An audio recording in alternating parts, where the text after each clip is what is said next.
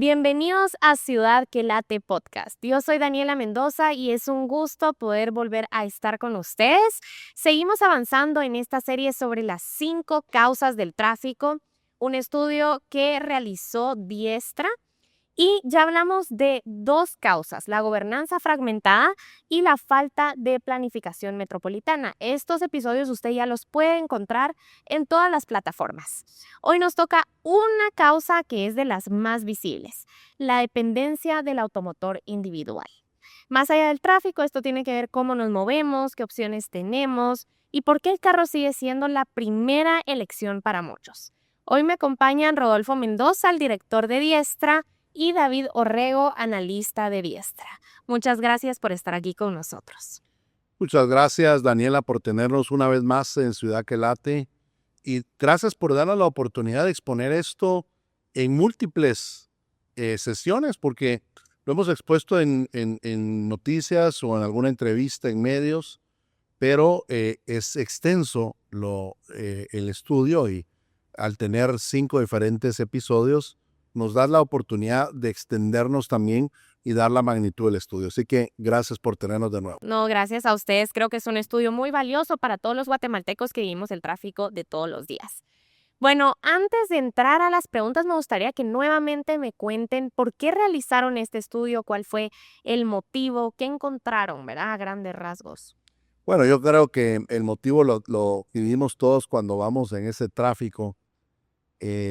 Muchas veces bravos, frustrados de llegar tarde a un lugar o con el cansancio y el estrés. Y quisimos hacer un aporte público de lo que es el tráfico y sus causas. Y nos encontramos que las causas del tráfico son múltiples. Por eso le llamamos multicausal. No es una sola causa, por lo tanto no es una sola solución. Somos muy simplistas en pensar que un proyecto va a arreglar el tráfico. Y voy a atreverme a decir esto, a veces simplistas de pensar que un candidato lo va a arreglar. Se requiere mucho más.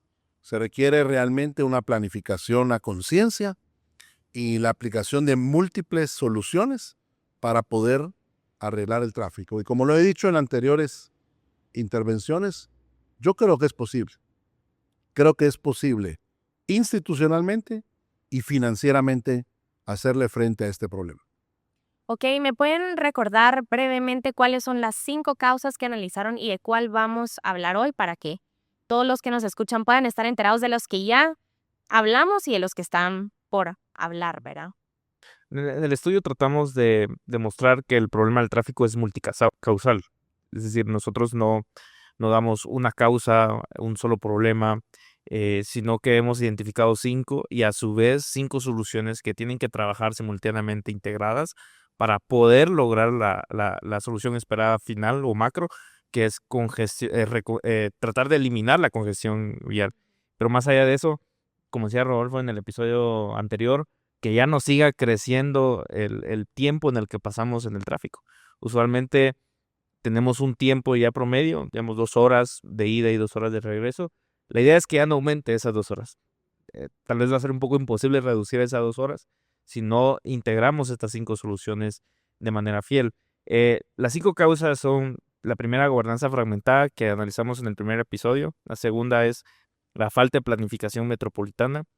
Y la tercera de la que vamos a hablar hoy es la dependencia del automotor individual. Esta precisamente es la que está en top of mind de las personas y creen que esta es la causa principal de todas las demás. Y lo que vamos a tratar de demostrar no es la cantidad de vehículos la que genera el problema en sí. Digamos, hay otras causas raíces que pueden explicarlo mejor, pero el tema del parque vehicular es el efecto de muchas otras acciones que han sucedido en los últimos años y probablemente los gobiernos no han puesto atención debidamente. Ok. Bueno, para empezar con este episodio, quiero que me expliquen por qué en Guatemala hemos llegado a depender tanto del automotor individual. Yo creo que es un asunto muy cultural. Y creo que es cultural del hemisferio occidental casi, porque Estados Unidos es un país que es desarrollado, pero dependen del vehículo. no hay un desarrollo de transporte público como sí lo hay en Europa, por ejemplo. Pero en Guatemala creo que tenemos todavía una mayor dependencia de esto ante la escasez del transporte público que ha existido. Y también la inseguridad, llamémoslo así. También nuestra ciudad no es una ciudad completamente plana, entonces no facilita otra movilidad que usar el automóvil. O sea, hay una serie de circunstancias que ha hecho que en la ciudad de Guatemala hoy transiten alrededor de 2.7 millones de vehículos diarios. Ese es el tamaño del parque vehicular aquí solamente en la ciudad de Guatemala. Y para darte un dato, en los últimos 10 años se ha duplicado la cantidad de automóviles y motocicletas, sobre todo motocicletas. En los últimos 10 años, además, las motos se han casi triplicado. Y lo que hemos tenido entonces es que en total hoy transitan, una vez más, por las mismas calles, porque en 10 años no ha crecido los kilómetros ni los metros de calle. Se ha duplicado entonces el número de carros y de motocicletas que están transitando, no así el número de buses. Y entonces eso refleja cuál es un problema sistémico que tenemos como país. Y es que la gente hoy piensa en comprar su motocicleta o comprar su carro. Esa es una medida de avance. No piensan en transporte público. Y, a ver, te dan todas las razones. Es escaso, es inseguro, no es rápido, lo que quieras. Pero lo que yo quiero hoy evidenciar no es si tienen razón o no. Lo que quiero evidenciar es que nuestra cultura piensa para transportarse en un automóvil o una motocicleta individual. O sea, tener algo individual en el cual me pueda mover y no están pensando en un transporte colectivo. ¿Ok? ¿Cómo ha sido el crecimiento del parque vehicular en Guatemala y qué efectos ha tenido en el tráfico? Ustedes me mencionaban que se había duplicado, las motos triplicado, pero ¿saben desde cuándo, a raíz de qué pasó y cómo nos ha ido afectando esto? Nosotros el parque vehicular lo estudiamos en los últimos 10 años. Creemos que el detonador principal fue la pandemia. En la pandemia lo que sucede es que quitan el transporte público porque se considera un medio muy crucial para la propagación del virus y lo que hacen es que lo retiran. Pero no retiran, o por lo menos no se terminan de cancelar los trabajos. O sea, los trabajos siguen fluyendo, las empresas siguen caminando. Y lo que sucede es que muchas personas se quedan sin transporte público y cuando regresa a la normalidad no se vuelve a reintegrar la misma capacidad que existía antes. Creo que ustedes recordarán los buses rojos que anteriormente transcurrían. Hoy ya no se ven y no porque se transformaron en otros buses, que esa era la idea, un poco cambiar la percepción del ciudadano sobre los buses rojos, el color y que sean mucho más amigables, pero tampoco es la misma cantidad que existía antes. Entonces, ¿qué hacen las personas? Bueno, si no tengo cómo moverme, el guatemalteco siempre es chispudo, ve cómo se mueve.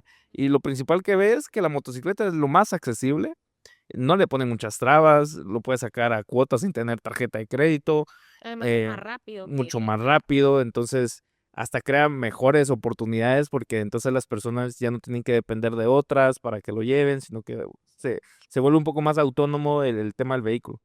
El problema es que, como analizábamos en otros episodios, la infraestructura vial ha sido siendo la misma. Cuando analizamos los datos del parque vehicular, un poco a nivel nacional, pasó en 2016 de 3.2 millones a finales de 2025 con 6.2 millones de vehículos. Y solo las motocicletas representan el 50% de este crecimiento.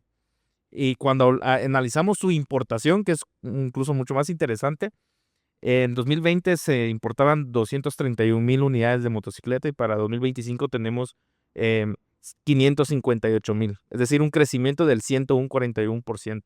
Entonces, es primera vez que veo en un país, o por lo menos en un país como el de Guatemala, que se importan más vehículos nuevos que viejos. No porque los carros, la gente esté comprando más carros, es porque se compran más vehículos como motocicletas más nuevos. Y eso infla el número de importación de vehículos nuevos sobre el usado. Entonces, al aterrizarlo a la infraestructura vial, nos quedamos muy cortos para esa demanda de vehículos que tratamos de mantener. Yo quiero tocar dos puntos que decías. El detonador de la pandemia donde se retira el transporte público y la gente se ve obligada a buscar entonces un automotor individual, a resolverlo por sí mismo. Sí. Y esa gente ya cuesta que regrese hoy a un bus público. Ya, creo que ahí hubo una mala planificación de las autoridades. No supieron las autoridades dar ese paso y regresar con un sistema de transporte mejor implementado. Pero hay otro detonador que no se menciona mucho, y es que unos años atrás se ajustaron los impuestos de importación y de adquisición de vehículos. En la práctica descendieron. O sea, que es más barato hoy traerlos incluso. Okay. Entonces, mencionabas un dato bien interesante, que es el otro que quiero recalcar, y es que hoy se importan más automotores nuevos que usados. O sea, la gente decía, no, es que había los carros usados, compramos muchos carros usados de Estados Unidos, pero las motos nuevas que se están vendiendo hoy, las nuevas, superan a los carros usados de Estados Unidos. Totalmente. Hoy la mitad de todo automotor de Guatemala es una motocicleta. Y decías que crecimos, ¿cuánto? 140%. 141% son las motocicletas. En cantidad de motocicletas. Y esto sigue porque, de nuevo, nuestro sistema económico, financiero, empresarial se adaptó. Totalmente. Entonces hoy ves ofertas de motocicletas muy accesibles y muy baratas. Una persona hoy con un salario mínimo tiene y puede comprar una motocicleta nueva. Que para ellos es mejor que irse en transporte colectivo, pues que su moto es propia, pueden ir más rápido, van más cómodos tal vez. Los llevas de puerta a puerta, en cambio en el transporte van a tener que caminar. Y súmale que la mitad de la gente que maneja motocicleta la maneja sin licencia. O sea, compra la motocicleta sin que le pidan. Aprenden ahí. Y la matrícula al inicio, pues, porque tampoco. Sí, y a veces sin matrícula. Entonces, quiere decir que estamos teniendo, ¿sabes?, un crecimiento de conductores en automotores individuales sin ni siquiera una evaluación si son capaces de manejar o no. Y hoy, sorpresa es, no sé si vas a tener el dato ahí, David, pero yo escuché este dato, no sé si de tu persona o de alguien más, es los accidentes. Hoy son de la mayoría de motocicletas, por supuesto, pero la gente que sale herida en un accidente, por supuesto, los de motocicletas superan por mucho a los que están en un automotor. Entonces eso ha reconfigurado nuestro tráfico. Antes las motocicletas eran la excepción en el tráfico, hoy son la norma, al punto que ya estamos empezando a ver carriles de motocicleta aparecer. Ok. Algo que yo leía en su estudio y que creo que es necesario entender es el concepto de el costo generalizado del viaje. Cuéntenos un poquito qué es y por qué explica tanto sobre el comportamiento de las personas hoy en día. Justo lo que tú hablabas sobre cómo es que la persona prefiere la moto porque ya es propia, porque uno ya llega directamente a su casa, no tiene que parar en un transbordo. Eso se llama costo generalizado del viaje. Y hay varios autores que trataron de entender esta dinámica porque pues no sucede solo en Guatemala. Y hay dos, por lo menos, autores principales que lo incentivan. Gary Becker en el 65 dice que el usuario no solo ve la tarifa, la plata, cuánto le cuesta moverse, o el pasaje más bien como le decimos, sino también ve el tiempo en el que se toma para llegar a ese punto. Entonces, ese tiempo no solo es el tiempo en el que estás en el bus, sino cuánto tiempo te llevó llegar al bus. Es decir, si mi próxima parada está a 2 cuadras, cuánto tiempo tengo que caminar y luego cuánto tiempo debo esperar en la parada de bus para que el bus llegue. Ese tiempo sumado al tiempo de viajes se toma en cuenta en el costo generalizado. Y luego hay otro concepto que se llama certidumbre del viaje. Es decir, ¿a qué hora va a pasar el bus? Es decir, ¿va a pasar a las 7 de la mañana todos los días o a veces pasa a las 6 o a veces pasa a las 8? Eso no le gusta al usuario. El usuario quiere saber exactamente qué hora va a pasar el bus para que se organice y en la caminata que toma 15 minutos de las 6:45 a las 7 llega el bus, entonces le tome tiempo para poder llegar a su trabajo de manera puntual. Entonces, cuando tu tiempo es muy costoso, luego no sabes a qué horas llega el bus y súmale la seguridad y la comodidad del bus, donde te pueden tal vez no robar de manera violenta, sino te quitan tus cosas sin que te des cuenta, o por lo menos en las paradas de buses te están vigilando, que pasa mucho con las mujeres en Guatemala. Eso te lleva entonces a buscar otro medio de transporte que cumpla esas 3 cualidades. Un carro, una moto cumple esas 3 cualidades. Cumple el tiempo que máximo que vas a poder estar en ella, es decir, vas a poder llegar mucho más rápido. Cumple la cualidad de la certidumbre, vas a saber a qué hora exactamente vas a llegar, y cumple la variable de seguridad. Entonces, esos 3 atributos son el costo generalizado con el que el bus compite diariamente con el transporte individual. O sea, las personas no escogen motos porque la moto es bonita, o muchas personas sufren con el hecho de que se tienen que montar una moto y no saber si van a llegar sanas y salvas Sí. a su destino. No es como que ellas estén encantadas en enfrentarse a ese riesgo, sino porque el costo generalizado es mucho más bajo que irse en transporte público. ¿Habrían personas que estarían dispuestas a dejar la motocicleta si hubiese un transporte público confiable, certero y seguro? Sí, por supuesto. Digamos, yo personalmente uso motocicleta. Y antes, desde que dejé Izabal y me vine a estudiar a la universidad, era transporte público. Jamás se me apareció la idea de mudarme a un transporte privado porque, digamos, caminaba al Transmetro, vivía cerca del Transmetro y trabajaba cerca del Transmetro. Esa era una cualidad muy interesante que se cumplía al pie de la palabra.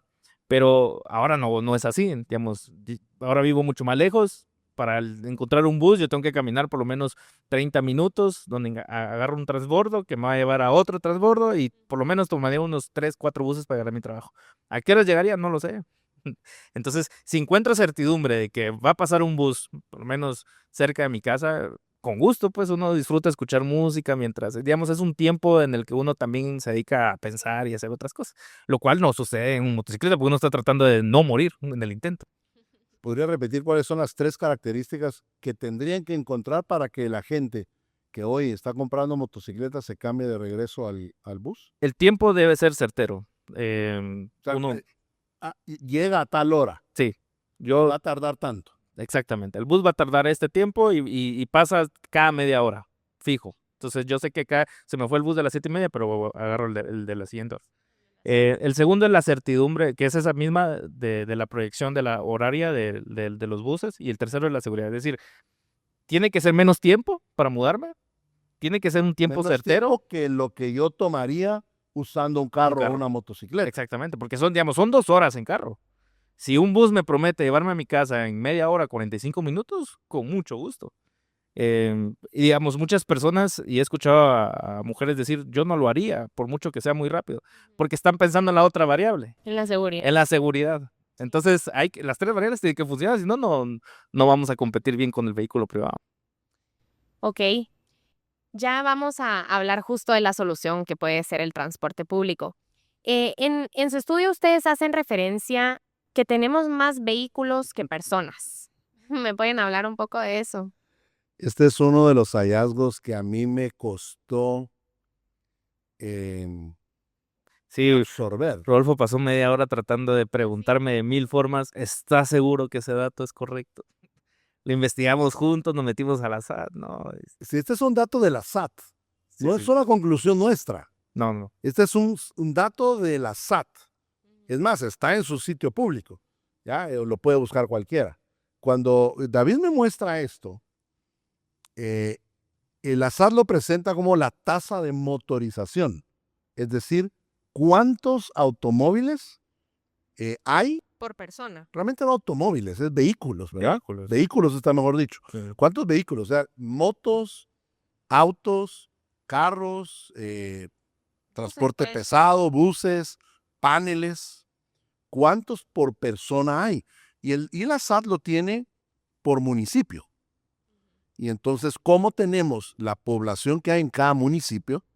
Según el INE nos dice cuánta población hay en cada municipio. Entonces ellos hacen un cálculo atrevido, creo yo, que es cuántos entonces automóviles o vehículos hay por persona en el municipio. Yo, me costó creerlo y lo vuelvo a decir porque ahora que lo diga, que diga el dato, hay gente que va a costar afuera que lo crea. También me decía, yo le decía, no, mostrame, yo tengo que verlo, revisemos si está bien. Sí, sí. Y sí, el dato es correcto. En el municipio de Guatemala, escúchame bien, Daniel, en el municipio de Guatemala hay más vehículos que personas. Pero ¿cómo es posible? O sea, una persona puede tener 3, Seguramente. 2.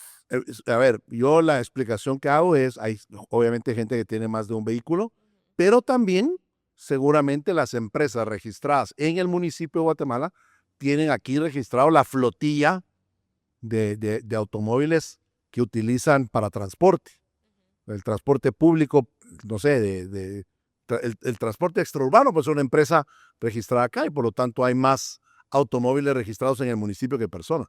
Aún así, el dato es espeluznante. Hay 1.2 vehículos por cada persona que vive en el municipio de Guatemala.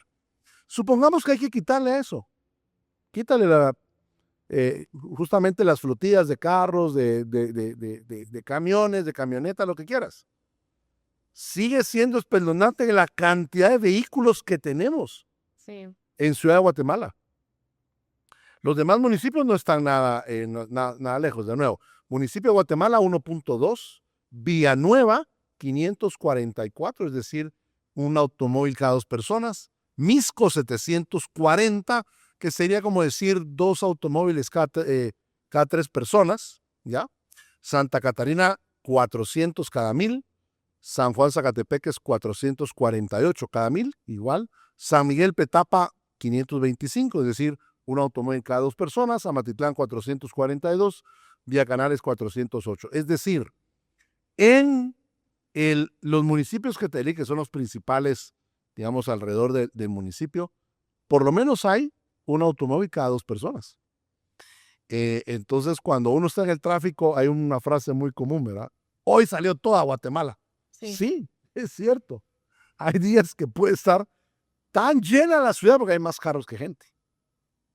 ¿Ok? ¿Y cómo pueden describir la relación entre esta cantidad de vehículos y el espacio vial disponible en la ciudad? Que en el episodio pasado nos decían que no, o sea, no se han hecho más carreteras, no se han ampliado. ¿Cómo describen esta relación? Este es, de nuevo, algo muy interesante que tiene el mismo sitio de la SAT. La SAT llama densidad vehicular. Eso es cantidad de vehículos por kilómetro de red vial según la SAT. O sea, la SAT lo que hizo es, bueno, tengo esta cantidad de vehículos registrados en este municipio y además hay esta cantidad de calles, ¿ya? ¿De dónde saca la cantidad de calles que hay? De un sitio llamado OpenStreetMap. Entonces ahí saca, este municipio tiene tantos kilómetros de calle. Y de ahí saca entonces lo que llamamos densidad vehicular. En el municipio de Guatemala hay 1.600.000 vehículos registrados. Hay un total de 3.088 kilómetros de red vial y por lo tanto significa que hay, ¿listo para esto? 500 vehículos cada kilómetro. 500 vehículos cada kilómetro. A ver, atrevémonos a pensar acá.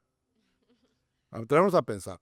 Un auto tiene entre 4 a 5 metros de largo. ¿Sí? Sí, sí. La moto es menos. ¿Qué será la moto? ¿Un par de metros? La moto va en medio de los vehículos. Pero sí, va a ser como 1 o 2 metros, dependiendo de la moto. En bus es mucho más largo, ¿no? Pero si todos fuesen autos, no son todos autos, la mayoría son motos, la mitad son motos, pero a ver, si fuesen todos autos, en 1 kilómetro, si fuesen de 5 metros, caben 200 autos. Así a lo largo. Detenidos, así como Detenidos, si fuese un parqueados. parqueo, ¿no? A ver, arrejuntémoslo, dirían acá, ¿sí? Con espíritu de ruletero, que quepan 300 autos por kilómetro. ¿Ya? Como dice, las motos van al lado, pues ok. Como es de 2 vías, vamos a decir que podemos duplicar ahí en la cantidad de carros, pero lo que te quiero decir es 500 carros por kilómetro. Estamos en el límite, pues. No, ya lo superamos. Superamos el límite. Si todos los automóviles registrados en el municipio de Guatemala salen a la calle, no caben.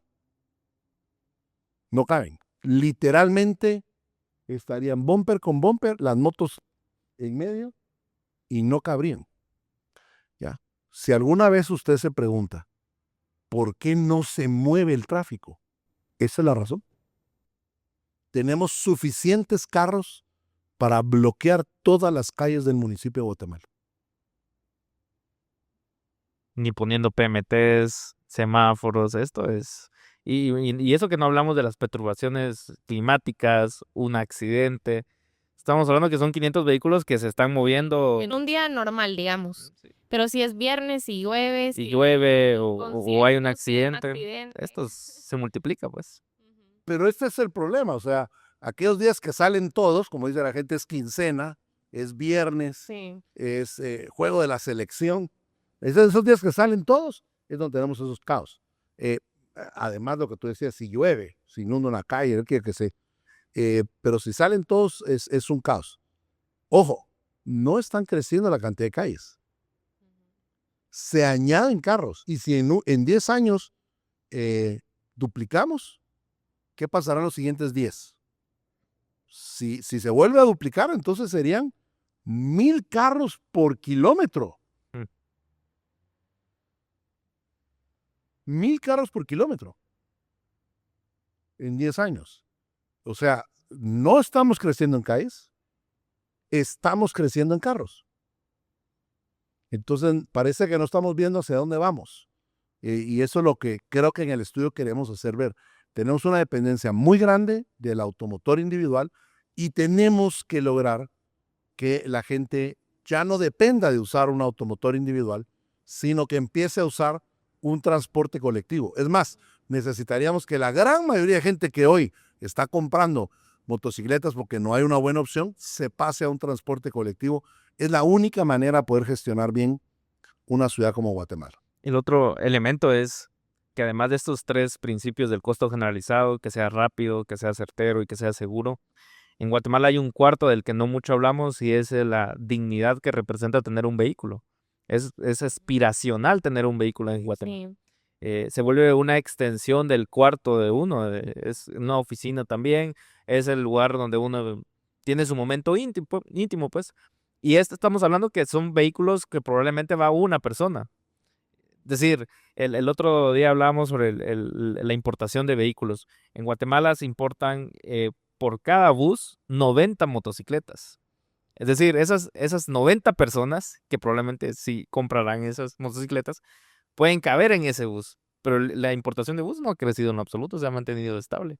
Y no tenemos mayor respuesta de ello a nivel metropolitano, porque otra vez, como está interrelacionada las causas, no podemos pensar esto a nivel municipal. O sea, de nada me sirve tener un Transmetro que el único que cumple con la función BRT, que es con vía exclusiva, que es el de la Aguilar Batres, pero yo luego me tengo que bajar y tengo que buscar otros transportes para ir a Villanueva, para ir a Palín, entonces se queda corto, ¿no? Y viceversa. Entonces, otra vez, tenemos que luchar con esta cuarta acción, que es el aspiracional, y a la vez reforzar las primeras 3, que ya por sí es un reto grande. Ok.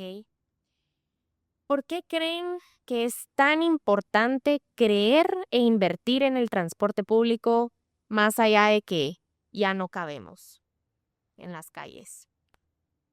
Y no hay ciudad que gestione bien su tráfico que no tenga un buen transporte público.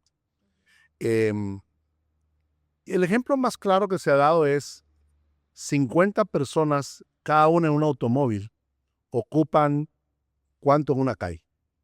¿Sí? O sea, estamos hablando que cada carro, si mide los 5 metros o se ubica cada 5 metros, estás hablando que 50 automóviles ocupan 250 metros, ¿no? ¿Sí? ¿Así es? Sí. ¿También mis matemáticas? Bueno, no estudié. 50 por 5, 250.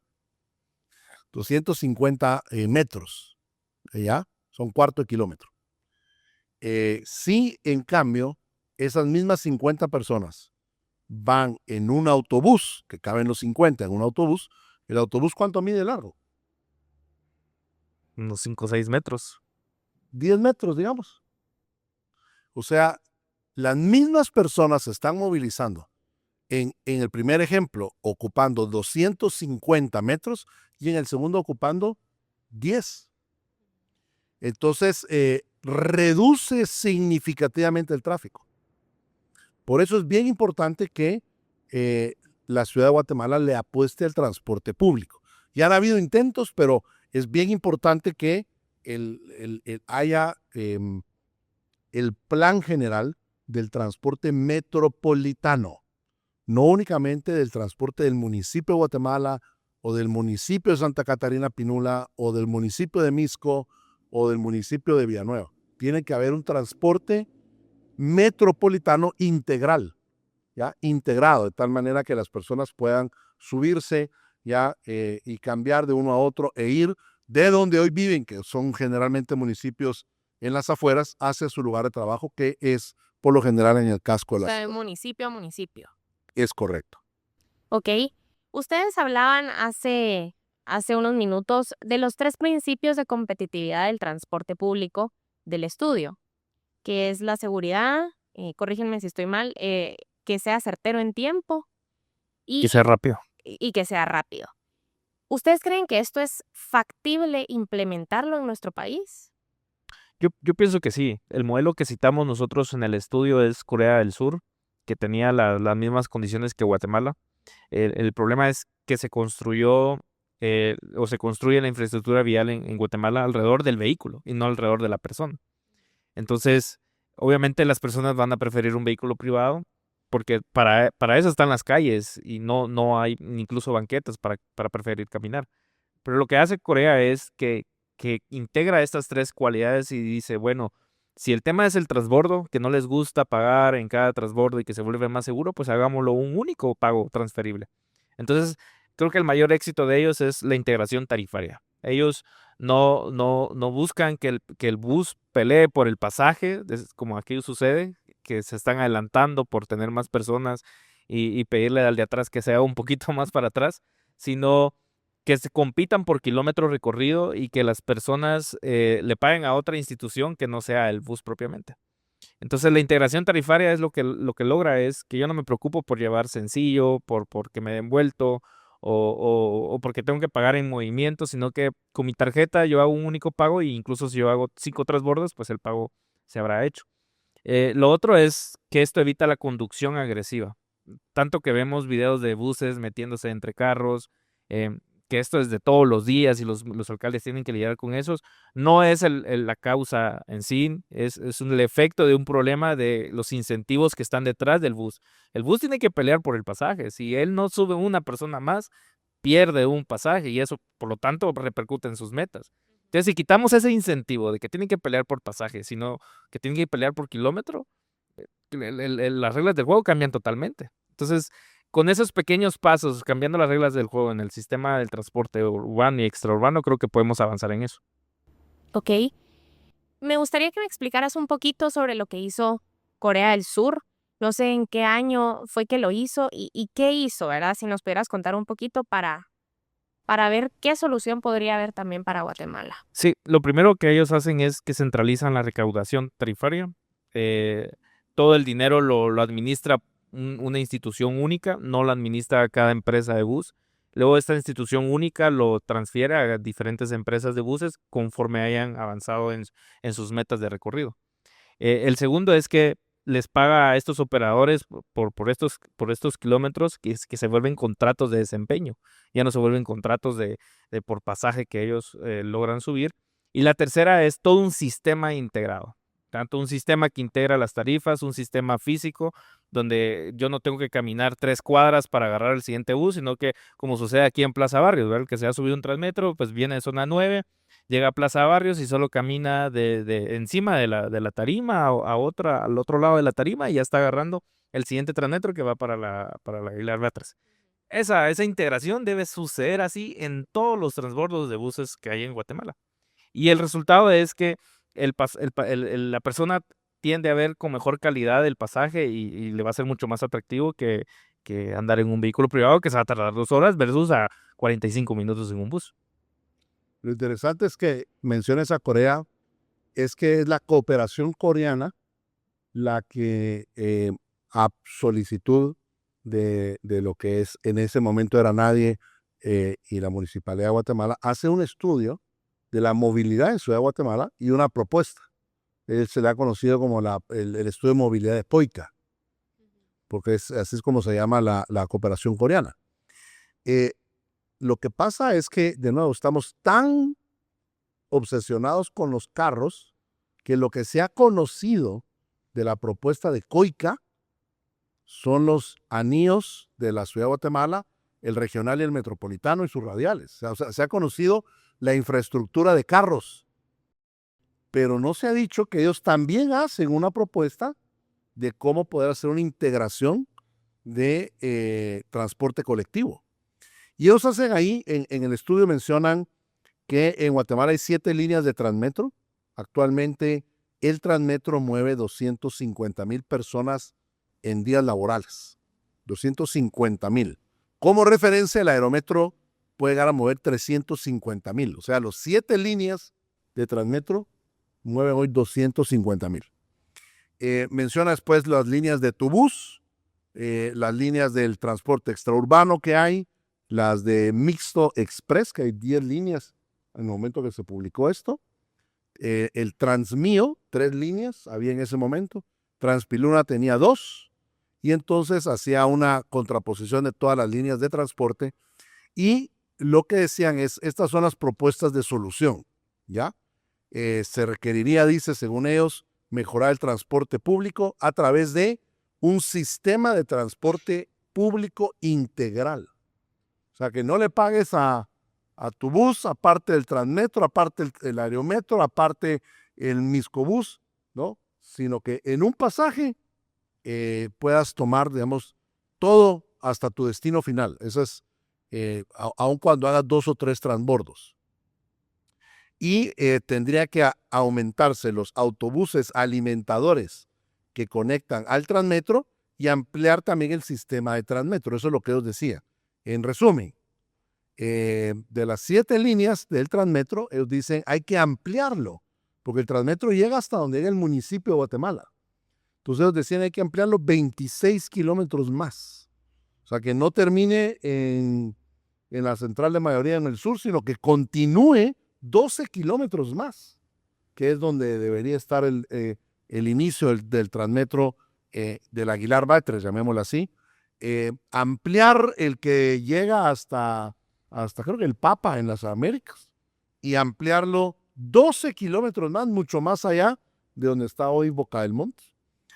Ampliar también el que va a dar allá por la zona 2, 1.8 kilómetros más, es decir, ellos dicen 26 kilómetros más de Transmetro para poderlo llevar hoy a suplir a esas poblaciones de gente que están necesitadas. Además, proponen una nueva línea de BRT, que es Transmetro, ¿sí?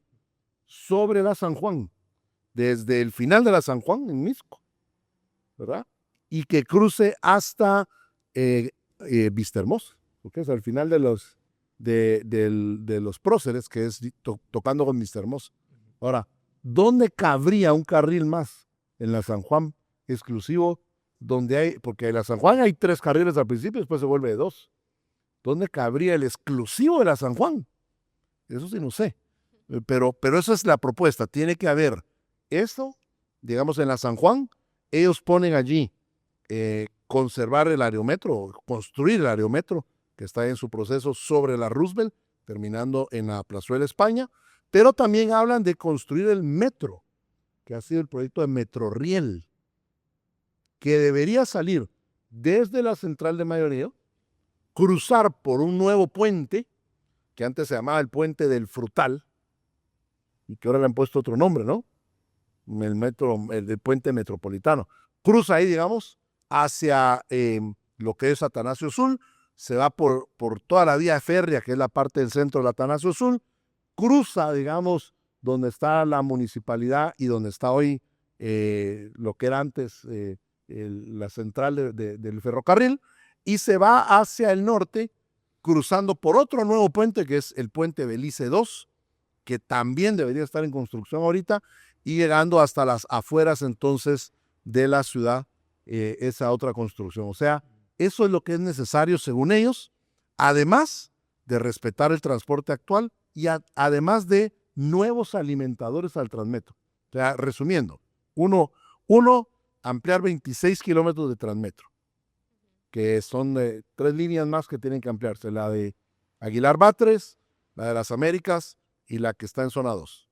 2, hacer un BRT desde el final de la San Juan hasta el final de los Próceres, construir el Transmetro según hoy está concebido, pero en el aerometro, según hoy está concebido, hay que construir el aerometro según estoy concebido, construir el Metroriel, integrar las líneas de transporte actual y además hacer alimentadores del Transmetro para que poblaciones que estén cerca de esas principales estaciones de la metro puedan llegar y tomar el Transmetro. Ese es el gran plan que ha presentado COICA para poder solucionar este tema, que la verdad se ha hablado poco.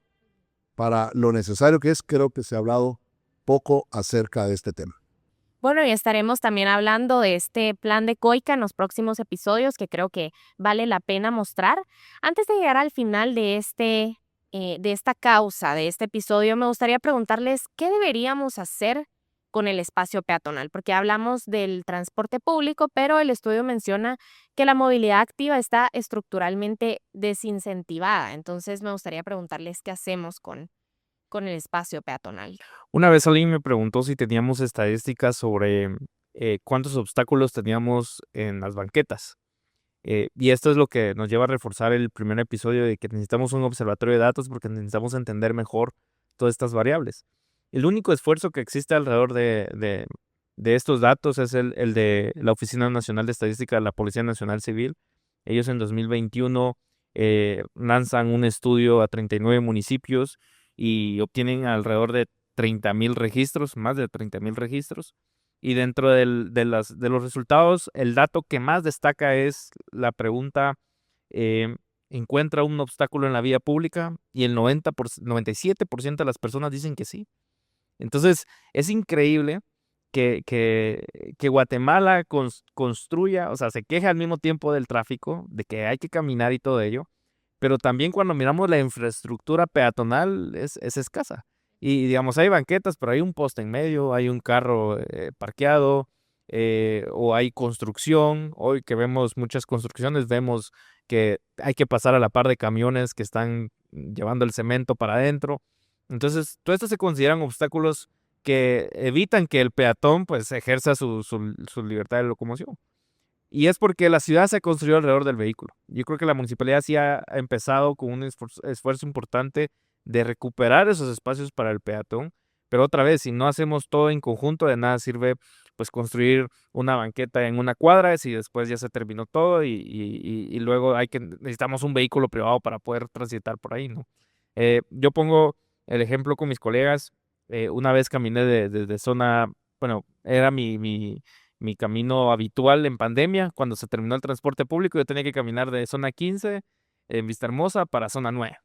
Y en el columpio de Vistahermosa, muy bonito y todo, uno pasa un puentecito que lo cruza las diferentes calles, pero cuando uno termina este paso de nivel de Rafael Carrera, si no estoy mal, se terminan las banquetas. Y entonces, ¿cómo llega uno si tiene que caminar, si no hay otra forma de llegar? A la par de los carros le pitaban a uno. Entonces, es porque se ha construido alrededor del vehículo la ciudad. Y eso es lo que tenemos que cambiar un poco el chip de ello, ¿no? Pero yo quiero añadir algo, David, porque se habla de la ciudad y con razón, pero ¿has visto banquetas en los pueblos en Guatemala? Ese es otro tema peor todavía. Porque este estudio es a nivel nacional. Claro, no es solo de Guatemala. Pues en los pueblos es bicicleta o moto. No, Pero no hay banqueta. No hay. Y las banquetas incluso se vuelven extensiones de la casa. Entonces ahí ponen macetas, ponen una galerita y aguas que no que anden caminando por ahí porque De la casa llega casi que a la orilla, al ras de la al calle. bordillo de la calle, llega usualmente a la casa. No hay un lugar peatonal en los pueblos. No lo hay. Si tú estás en un pueblo, la gente camina en la calle, no camina en una banqueta. O sea, que no, en el país no tenemos esa cultura peatonal, ni de crear espacios peatonales. Creo que lo que tenemos que recuperar si queremos ver una ciudad que sea más caminable, gente caminando, gente en bicicleta, gente en patineta, etcétera, y no únicamente pensar que alguien tiene que adquirir un automóvil para entonces poderse movilizar. Ok, muchas gracias. Cerrando este episodio, me gustaría preguntarles nuevamente, como les he preguntado en los 2 anteriores, ¿qué nos dice todo esto sobre la magnitud del tráfico? Y si quieren cerrar con algún mensaje que condense lo que aprendimos hoy. Bueno, yo creo que el tráfico es gigantesco en Guatemala. El problema más grande de lo que hemos realizado es un problema que no está solo en la ciudad, está en todo el país. Lamentablemente, todas las ciudades intermedias, todas las cabeceras, los pueblos están inundados de tráfico. Es un problema nacional totalmente. Yo creo que el tráfico debería ser abordado como una prioridad de Estado, una prioridad de país. Prioridad de país, ¿sí? El país debería tener la autoridad, debería tener el financiamiento hacia esa autoridad para poder encontrar una solución al tráfico de nivel nacional, lo mismo que para el tráfico de la ciudad. Creo que es imposible que cualquier alcalde que llegue a la Municipalidad de Guatemala vaya a poder resolver el tráfico por sí solo. Va a necesitar realmente una autoridad mayor, es decir, crear una autoridad en toda la región metropolitana y que además tenga el dinero suficiente para poder hacer los proyectos que necesita esta ciudad. Así que de nuevo, es un problema gigante, pero requiere, por lo tanto, de soluciones gigantes, que las hay. Ya hay estudios, hoy empezamos a hablar del estudio de movilidad ecoica para el transporte público, para la infraestructura y también otros más que se han hecho que pudiésemos implementar. Está el estudio, creo que está la necesidad, Guatemala tiene los recursos. No estamos a un proyecto de resolver el problema, necesitamos soluciones integrales, pero es posible si empezamos hoy y empezamos con todo el enfoque y toda la fuerza para poderlo hacer. Muchísimas gracias, David y Rodolfo, por acompañarnos en Ciudad que Late Podcast con este estudio realizado por Diestra que creo que es muy valioso para este problema que vivimos todos los guatemaltecos día con día. Y muchas gracias a ustedes también por sintonizarnos, por seguirnos en esta serie de episodios que hemos estado analizando cada una de las causas del tráfico. Hoy hablamos de la dependencia del automotor individual y cómo influye directamente en esto que vivimos todos los días. Además, ya tenemos otros 2 episodios donde analizamos la gobernanza fragmentada y la falta de planificación metropolitana. Si ustedes quieren escuchar estos episodios, pueden acceder a cualquier plataforma y también pues seguir pendiente de las últimas 2 causas que vamos a abordar. Yo soy Daniela Mendoza y esto fue Ciudad que Late Podcast. Nos vemos en el siguiente episodio.